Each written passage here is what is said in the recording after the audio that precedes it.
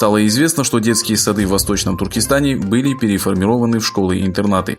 Согласно информации, распространенной в социальных сетях Китая, изменения в основном коснулись сельской местности. Отныне детям из детских садов разрешается возвращаться домой только раз в неделю. Из комментариев к видео, на котором запечатлено положение детей, не способных самостоятельно удовлетворить свои потребности, очевидно, что ситуация в этих учреждениях оставляет желать лучшего. Детей, которых будут воспитывать китайские учителя, должны приводить в детский сад каждое утро в понедельник.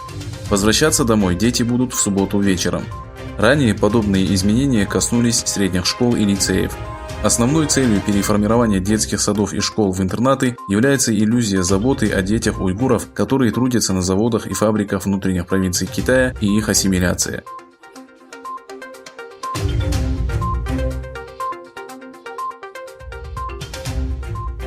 В докладе Международной комиссии по вопросам свободы вероисповедания был рассмотрен уйгурский вопрос.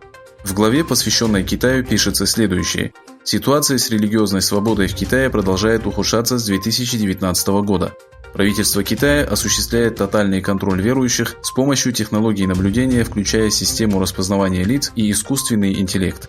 По результатам независимого расследования выяснилось, что от 900 тысяч до 1 миллиона 800 тысяч уйгуров, казахов, киргизов и других тюрков содержатся в концентрационных лагерях, расположенных в Восточном Туркестане.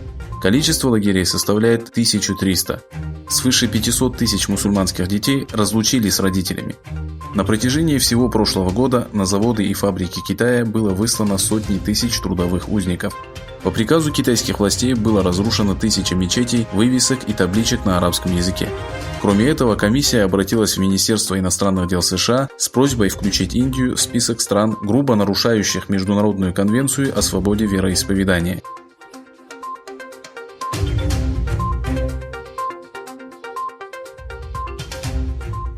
Высокопоставленный политик из Республиканской партии США Ники Хейли заявила, что правительство Китая должно ответить за ложные сведения о пандемии коронавируса. Хейли запустила онлайн-акцию для призыва Американского конгресса к сокрушительной борьбе с COVID-19. Коммунистическое правительство Китая должно нести ответственность за сокрытие информации и ложь относительно эпидемии. Конгресс США должен принять меры. Присоединяйтесь к нашему движению, направленному на то, чтобы помешать Китаю укрепить свое влияние как в Америке, так и во всем мире.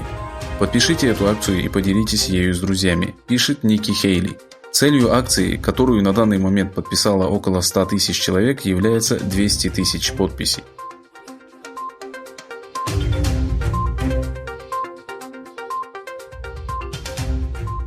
По имеющимся сведениям, Китай обеспокоен тем, что Индия отменила заказ наборов для быстрого тестирования и выявления коронавируса в связи с тем, что результаты, выдаваемые китайским оборудованием, оказались неточными.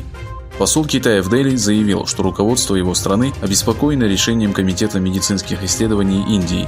До сегодняшнего дня из-за коронавируса в Индии погибло 969 человек. Количество инфицированных достигло 29 451.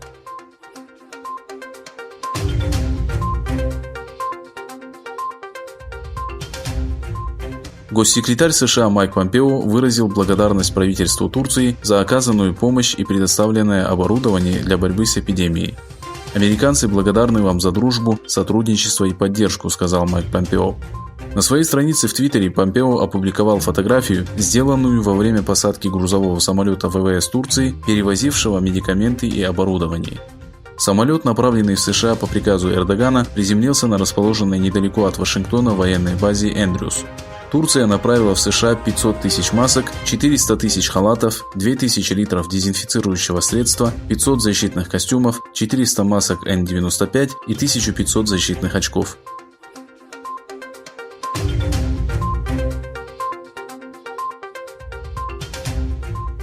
29 апреля 1951 года китайские коммунисты казнили Алтайского орла и одного из лидеров движения за независимость Восточного Туркестана Осман Батура.